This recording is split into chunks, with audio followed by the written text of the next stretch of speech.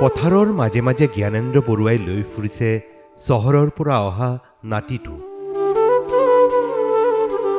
প্ৰথমবাৰৰ বাবে নিচেই কাষৰ পৰা গাঁওখন দেখিছে নাতি আদিত্যই। আদিত্যৰ মুখত অনাবিল আনন্দ, একেই সুখ জ্ঞানেন্দ্ৰ বৰুৱাৰো। জ্ঞানেন্দ্ৰ বৰুৱাৰ পত্নী মালিনী বৰুৱা ব্যস্ত নাতিনী পম্পীৰ সৈতে তাঁতৰ শালত। পৰিয়ালৰ সৈতে পম্পী আহিছে ককাকৰ গাঁৱৰ ঘৰখনলৈ। শেষবাৰৰ বাবে পম্পী আহিছিল খুৰাকৰ বিয়াৰ সময়ত। জ্ঞানেন্দ্ৰ বৰুৱাৰ পুত্ৰ নয়নজ্যোতি বৰুৱা হঠাৎ নষ্টালজিক হৈ পৰিছে তেওঁৰ গাঁৱৰ ঘৰখনৰ চোতালত থিয় হৈ।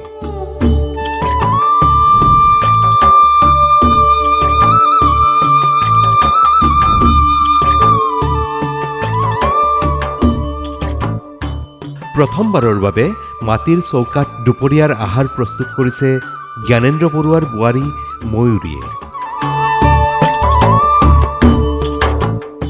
ঘনে ঘনে খৰিৰ ধোঁৱাই আমনি কৰিছে ময়ূৰীক। তথাপিও ময়ূৰীৰ মুখত আনন্দৰ চিন।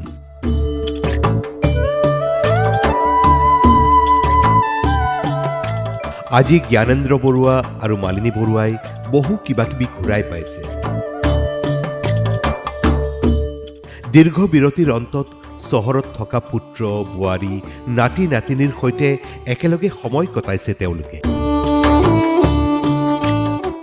ইয়াৰ বাবে পৰিয়ালটোৱে ধন্যবাদ জনাইছে মুখ্যমন্ত্ৰী ডক্টৰ হিমন্ত বিশ্ব শৰ্মাক।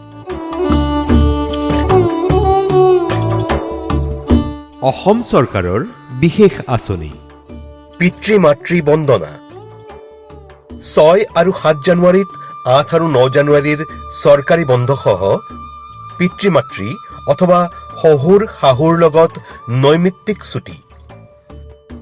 বিভাগত আবেদন কৰি পিতৃ মাতৃ অথবা শহুৰ শাহুৰ সৈতে কটাওক 4টা দিন। IAS, IPS আৰু মন্ত্ৰীসকলেও এই ছুটি ল'ব পাৰিব।